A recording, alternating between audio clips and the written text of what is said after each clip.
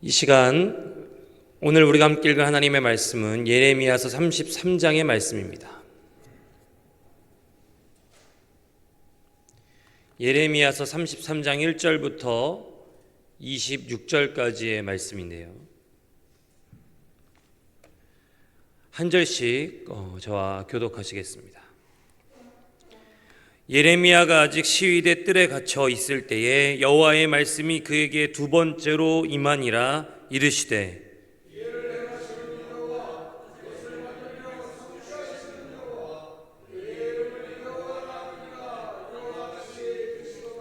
너는 내게 부르짖으라. 내가 내게 응답하겠고 내가 알지 못하는 크고 은밀한 일을 내게 보이리라.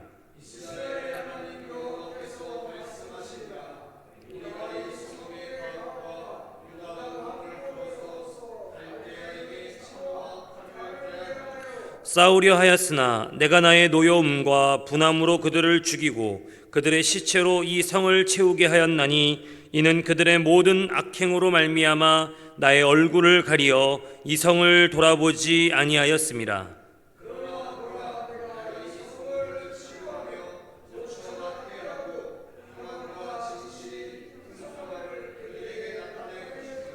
내가 유다의 포로와 이스라엘의 포로를 돌아오게 하여 그들을 처음과 같이 세울 것이며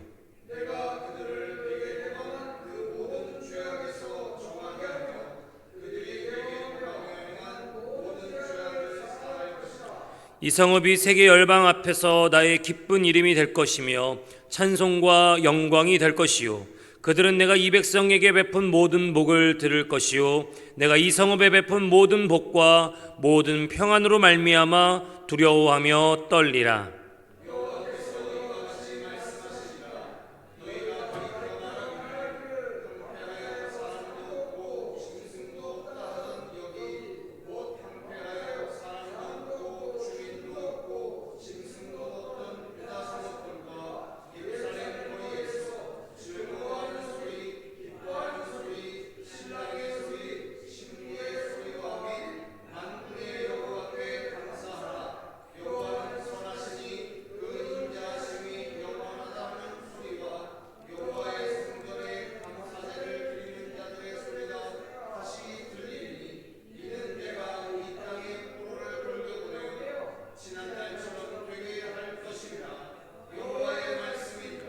만군의 여호와께서 이와 같이 말씀하시니라. 황폐하여 사람도 없고 짐승도 없던 이곳과 그 모든 성읍에 다시 목자가 살 곳이 있으리니 그의 양떼를 눕게 할 것이라.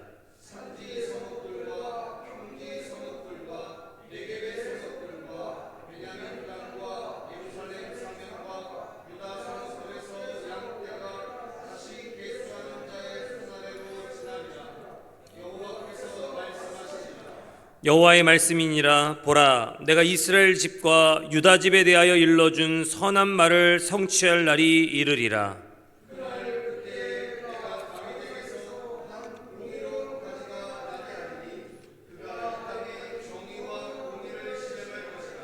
그날에 유다가 구원을 받겠고 예루살렘이 안전히 설 것이며 이 성은 여호와는 우리의 의라는 이름을 얻으리라.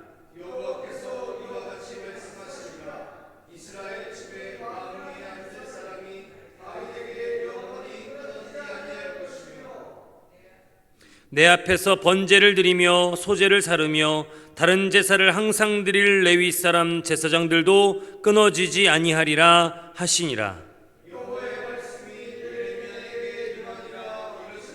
여호와께서 이와 같이 말씀하시니라. 너희가 능히 낮에 대한 나의 언약과 밤에 대한 나의 언약을 깨트려 주야로 그때를 잃게 할 수 있을진데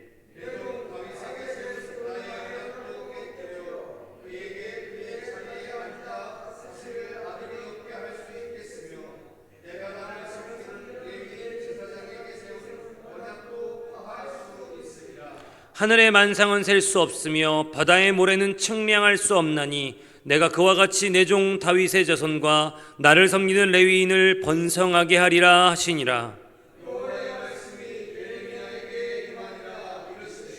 이 백성이 말하기를 여호와께서 자기가 택하신 그들 중에 두 가게를 버리셨다는 것을 내가 생각하지 아니하느냐.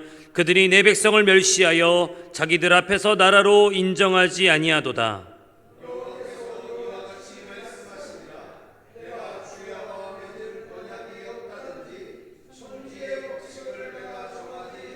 함께합니다. 야곱과 내 종 다윗의 자손을 버리고 다시는 다윗의 자손 중에서 아브라함과 이삭과 야곱의 자손을 다스릴 자를 택하지 아니하리라. 내가 그 포로된 자를 돌아오게 하고 그를 불쌍히 여기리라. 아멘.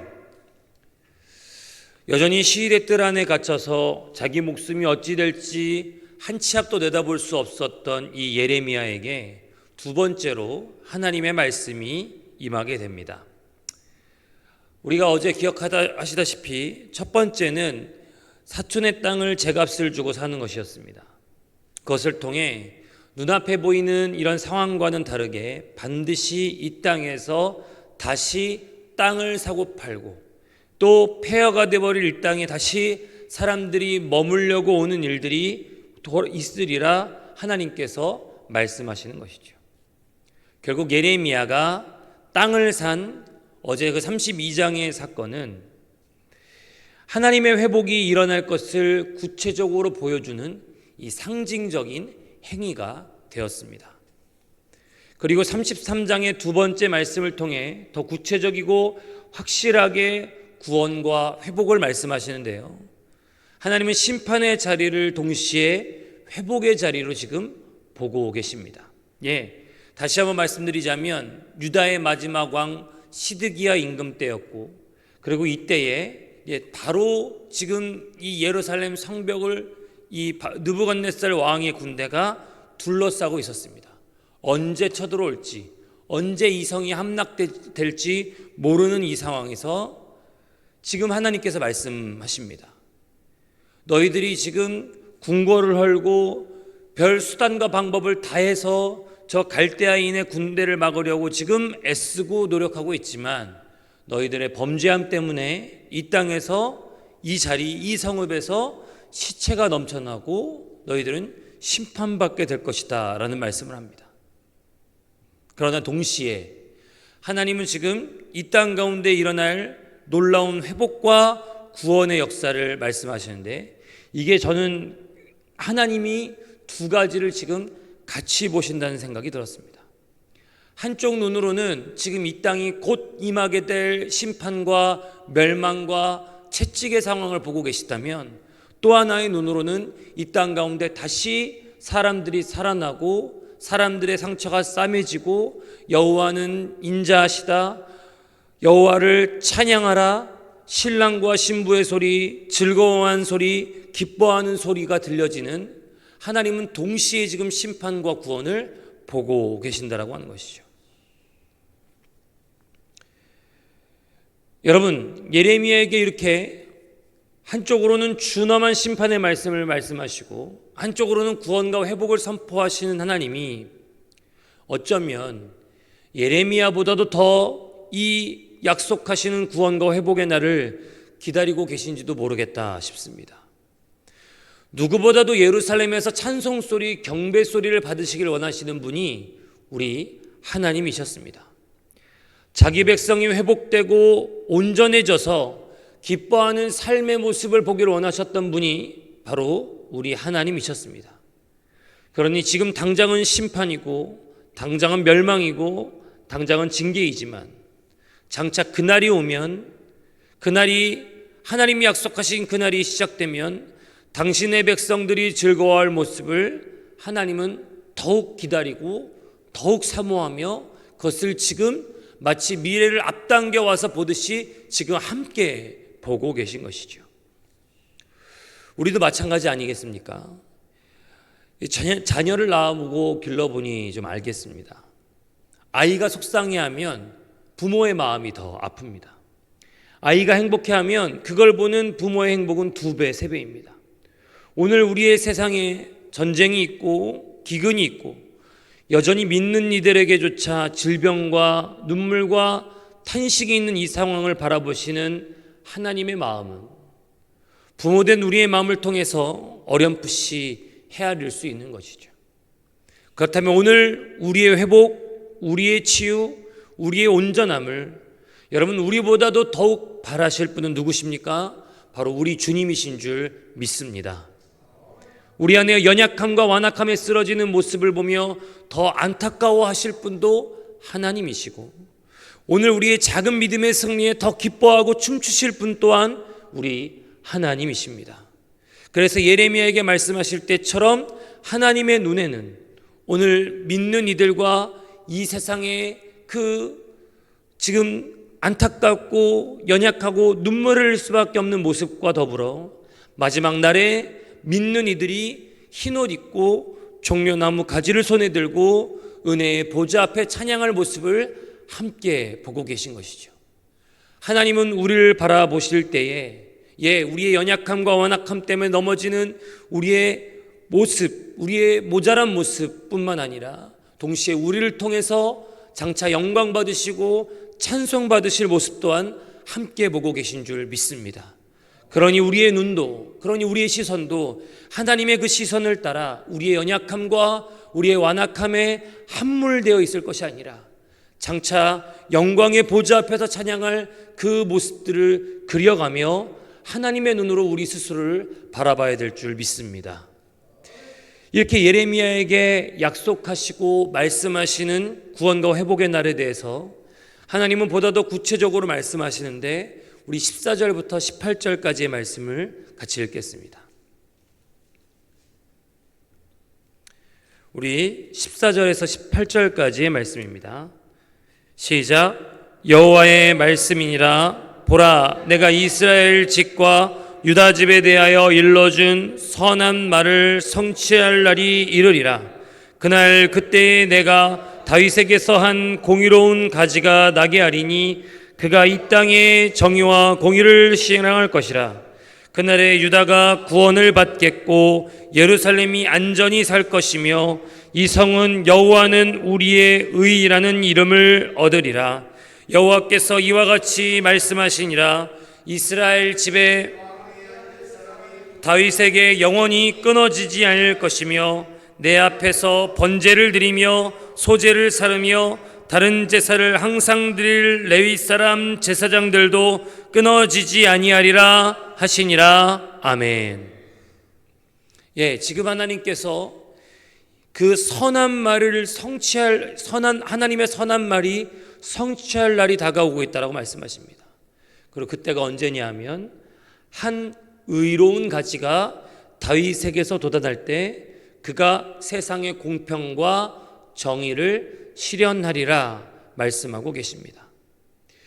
꾸준히 예언서를 읽어왔던 우리는 이 의로운 가지가 누구이신지 아주 분명하게 알고 있습니다. 여러분 기억하실 것입니다. 이사야에서도 싹과 가지가 나오고 예레미야에서도 이미 가지가 나왔습니다. 그리고 그 가지를 나타내는 히브리어 단어가 들으신 바 있는 것처럼 넷제르라는 단어입니다.